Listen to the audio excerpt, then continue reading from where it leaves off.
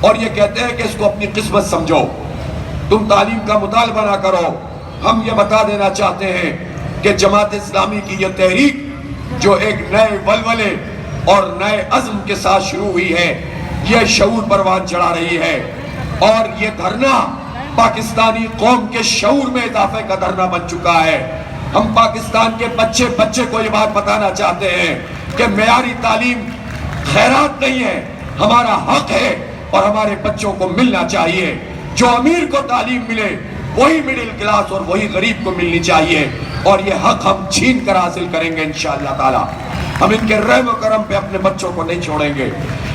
صحت کی سہولتیں یہ ہے، جب ہم ٹیکس دیتے ہیں تو تعلیم، صحت، انصاف اور امن یہ ریاست کی ذمہ داری ہوتی ہے۔ آپ نے اکثر سنا ہوگا کہ ریاست کی بات کو تسلیم کرو، ریاست کی رٹ کو قائم کیا جائے، اور ریاست کی رٹ اس طرح قائم ہوتی ہے کہ اس کے آگے جھک جایا جائے، کوئی سوال نہ کرے، کوئی بات نہ کرے، کوئی حق نہ مانگے، جو آپ کی سوچ پر پہرے بٹھا دیے جائیں بس اس کو قبول کر لیا جائے۔ اس کو کہتے ہیں ریاست۔ ریاست کیا ہوتی ہے؟ ریاست کسی ادارے کا نام نہیں ہے، ریاست فوج کا نام نہیں ہے، ریاست اسٹیبلشمنٹ کا نام نہیں ہے، ریاست حکومت کا نام نہیں ہے، ریاست عوام کا نام ہے، اور عوام کے ذریعے سے ریاست بنتی ہے، عوام کے ذریعے سے حکومت ہوتی ہے، عوام ہی کی رائے سے۔ جسے تم جمہوریت کہتے ہو، وہ جمہوریت کا مطلب جمہور کی رائے ہے، اس کو جمہوریت کہتے ہیں۔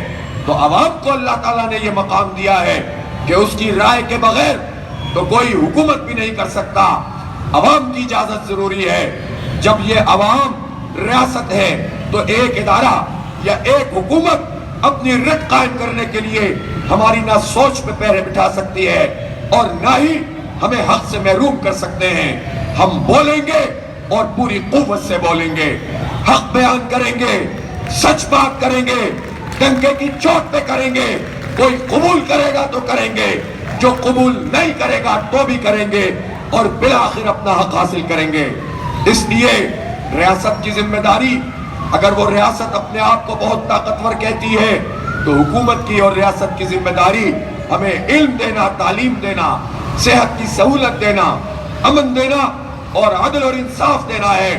مجھے یہ بتائیں کہ پاکستان میں امن موجود ہے؟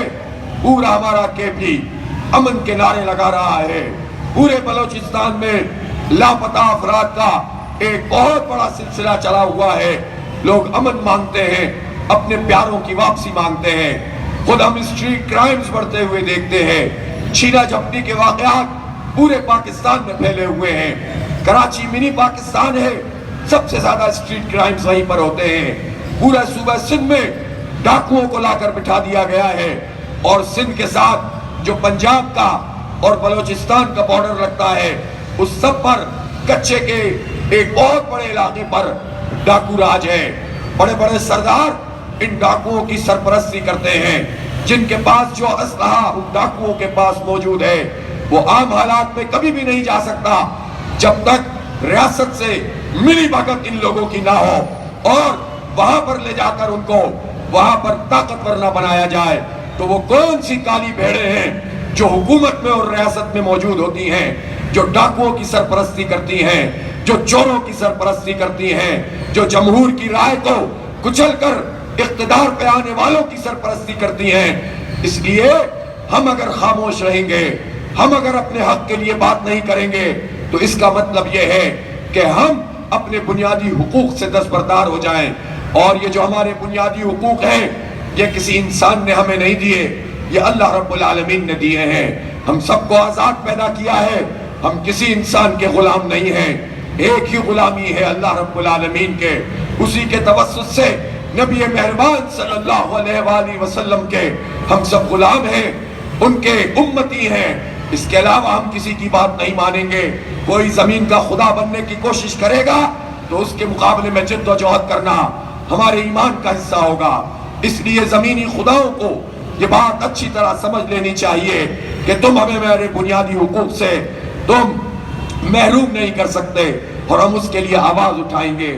میرے بھائیوں اور دوستوں، میری عزت ماں بہنوں، آپ کی اس جدوجہد کو میں سلام پیش کرتا ہوں، آپ کی اس مزاحمت کو میں خراج تحسین پیش کرتا ہوں۔ انہوں نے یہ سمجھا تھا کہ چند دنوں کے لیے یہ آئے ہیں اور آ کر چلے جائیں گے۔ ہم یہ بات واضح کر دینا چاہتے ہیں کہ ہم جانے کے لیے نہیں آئے ہیں۔ ایک ہی صورت میں جائیں گے، ہمارے بجلی کے بلوں کو کم کر دو۔ ایک ہی صورت میں جائیں گے، تنخواہ دار لوگوں کے یہ تم نے ٹیکس کا یہ سلیب بنایا ہے، یہ پورا کا پورا نامنظور ہے۔ پچھلے سال تک کی بات اپنی جگہ، اس میں بھی انصاف نہیں تھا، لیکن پھر بھی اس حد تک بات صحیح ہے۔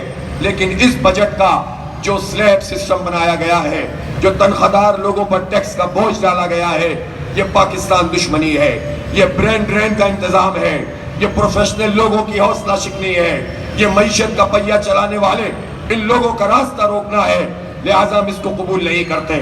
ہم یہ کہنا چاہتے ہیں، یہ جو آئی پی پیز کا دھندا ہے کہ ہم ہزاروں ارب روپے پاکستانی قوم وہ پیسے ادا کرے جو بجلی بنتی ہی نہیں ہے، یہ قابل قبول نہیں ہے۔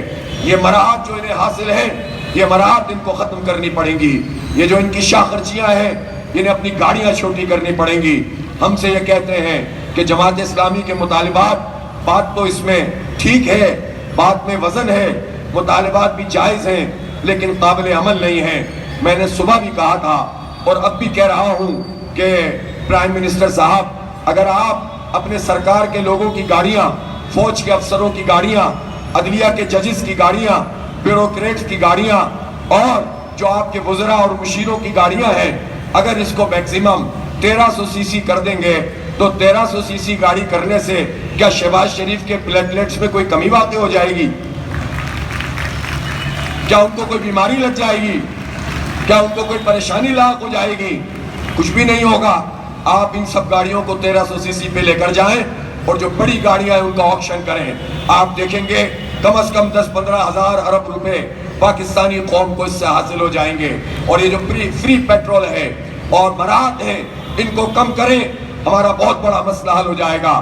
جاگیرداروں پہ ٹیکس لگائیں، جن کی زمین 20 ایکڑ سے زیادہ ہے، وہ 2.5 کروڑ ایکڑ بنتے ہیں، چند لوگوں کے پاس ہیں۔ چند لوگوں پہ ٹیکس لگانا تمہیں برا لگتا ہے، غریب کے اوپر ٹیکس لگانا تمہیں برا نہیں لگتا، بجلی کے بلوں میں ٹیکس لگانا تمہیں برا نہیں لگتا، مڈل کلاس کو ٹیکس لگانا اور تنخواہ دار پہ ٹیکس لگانا تمہیں برا نہیں لگتا، لیکن بڑے جاگیرداروں پہ ٹیکس لگانے میں تمہیں موت آتی ہے، تکلیف ہوتی ہے۔ تو ہمارا مطالبہ تو بہت واضح ہے کہ تمہاری مراحت نہیں، ہمیں قوم کو ریلیف چاہیے، اس لیے ہم نے دھرنا دیا ہے۔